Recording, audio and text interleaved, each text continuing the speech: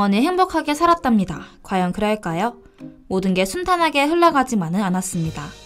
환상적인 동화 속에 숨겨진 진실이 있다면 믿어지시나요? 제가 준비한 특별한 디저트와 함께 동화 속으로 떠나봐요. 그들이 인도해 줄 거예요. 서쪽 마녀의 과자 가게 지금 시작합니다. 가득했던 꿈별 젖어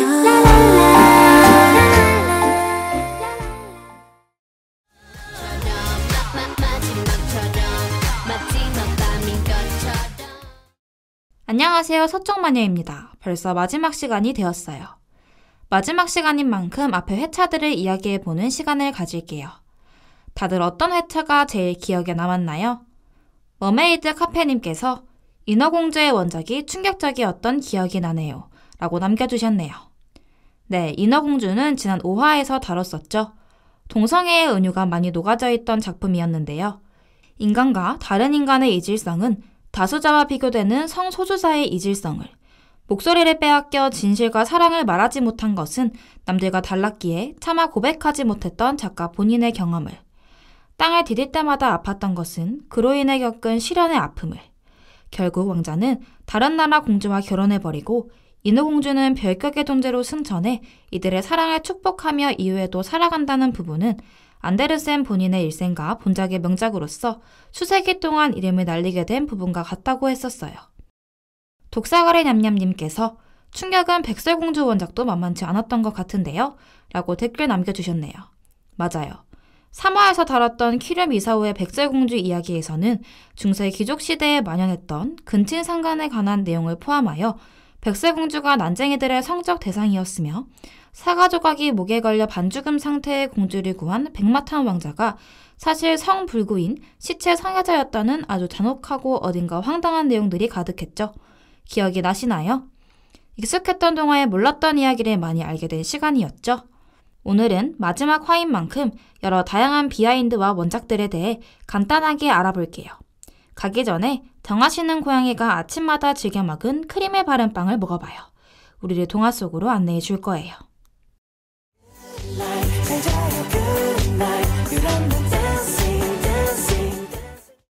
다들 피터팬 이야기 아시나요? 원작에서 피터팬의 성격은 건방지고 자기 멋대로이며 잔인하다고 합니다. 작품 중에 피터는 사람을 죽일 때 짧고 빠른 숨을 1초에 5번 들이마시고 내쉬었다 라는 대목이 있습니다. 네버랜드의 속담 중 아이가 숨을 쉴 때마다 어른 한 명이 죽는다는 속담이 있어서 어른이 한 명이라도 더 죽길 바라서 그랬다고 합니다. 놀랍죠? 심지어 네버랜드에는 어른이 되어서는 안 된다는 규칙이 있는데 피터팬은 성장이 멈췄는데 아이들은 성장하는 모습에 질투를 느끼고 가능한 한 빨리 죽였다고 합니다.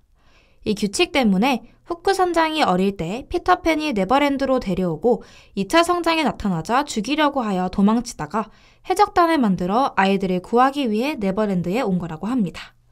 그렇게 원작에서는 오히려 후크 선장은 착하고 잘생기게 등장합니다. 원작 속 묘사를 보면 얼굴이 시체처럼 핏기가 없으면서도 거무스름했다. 머리는 긴 곱슬머리이고 머리카락만 빼면 얼굴에서 험상궂은 구석을 찾기 어려운 잘생긴 이목구비였다 라고 언급됩니다.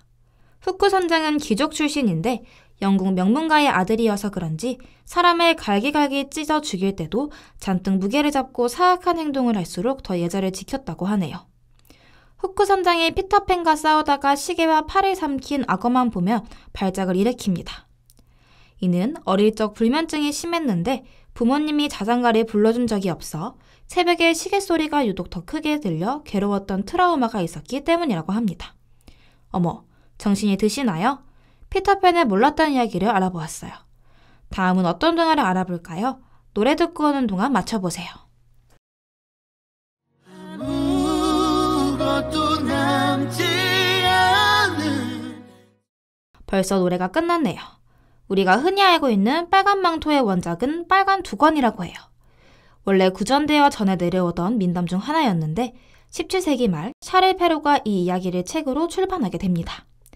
많이 알려진 현대판 내용은 빨간 모자를 쓴 주인공 소녀가 병으로 누워있는 할머니 댁에 병문안을 가게 되고 도중에 무서운 늑대를 만나지만 목젖짐은 묻고 사라집니다.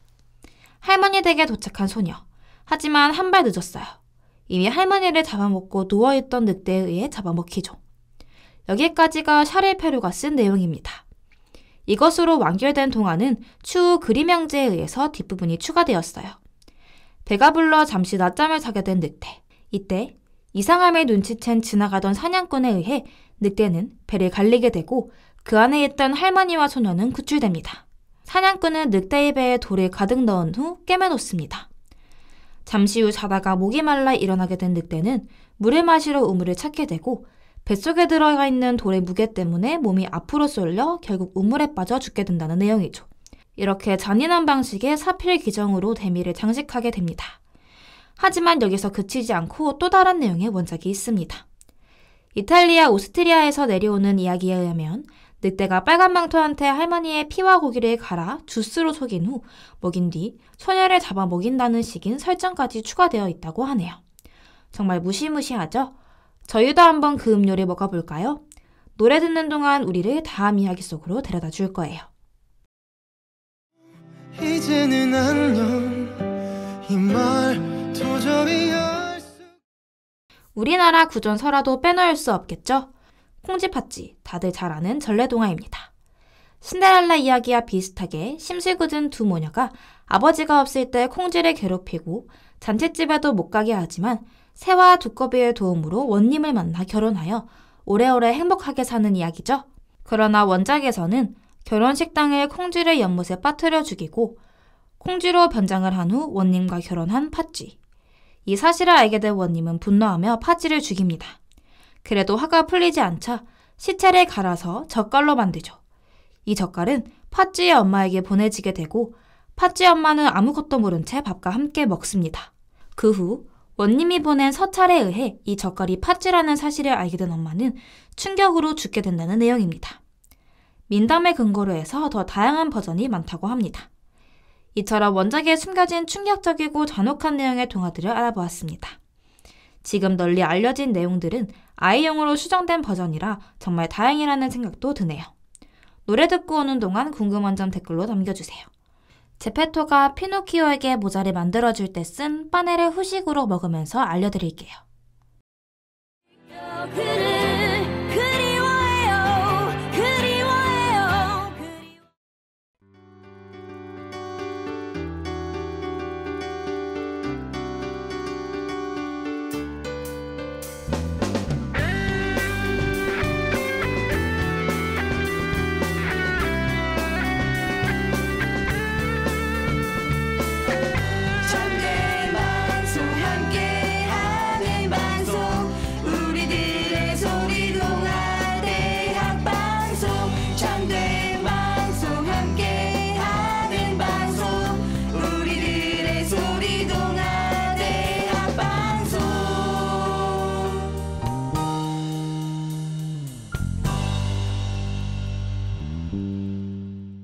후식 준비하는 동안 많은 댓글이 달렸네요. 돼지는 꿀꿀님께서 아기 돼지 삼형제 이야기도 잔혹한 원작이 있다고 하던데 알려주세요. 라고 댓글 남겨주셨네요. 맞아요. 아기 돼지 삼형제는 가나나야 엄마에게서 버려집니다. 그렇게 늑대의 위협에 놓이게 되죠. 짚으로 집을 지은 첫째 돼지와 나무로 집을 지은 둘째 돼지는 늑대의 입김으로 순식간에 잡아먹히게 되죠. 기세등등해진 늑대는 벽돌로 집을 지은 셋째 돼지 집으로 향하지만 쉽지 않았습니다. 집을 날릴 수 없으니 셋째 돼지를 집 밖으로 나오게 하려고 무밭도 알려주고 사과나무도 알려주고 장터도 알려주나 셋째 돼지는 늑대의 꾀에 넘어가지 않습니다. 결국 굴뚝을 통해 벽돌집으로 들어가려던 늑대. 그러나 셋째 돼지는 방심하지 않고 가마솥에 물을 끓이는 모습을 보입니다. 그렇게 늑대를 맛있게 잡아먹었다고 합니다. 그러면 늑대 뱃속에 있던 첫째 돼지와 둘째 돼지까지도 셋째 돼지가 먹은 게 되는 걸까요? 잔혹하네요. 우리가 최고님께서 콩쥐와 팥쥐 말고 전래동화 중에서 잔혹한 이야기가 또 있나요? 라고 남겨주셨네요. 네, 실제 이야기를 바탕으로 만들어졌다는 장화훈련전 전래동화가 있습니다. 나중에 꼭 직접 찾아보시기를 권합니다. 디즈니 마니아님께서 라푼젤이 연쇄 살인마였다고 하던데요? 라고 남겨주셨네요. 맞아요. 라푼젤이 탑 위에 사는 이유는 남자들을 유혹해 끌어들이기 위해서라고 합니다. 라푼젤의 머리카락을 타고 올라간 남자들은 라푼젤과 하룻밤을 보낸 뒤 살해당하고 시체와 금품 등을 마녀가 챙겨갔다고 합니다.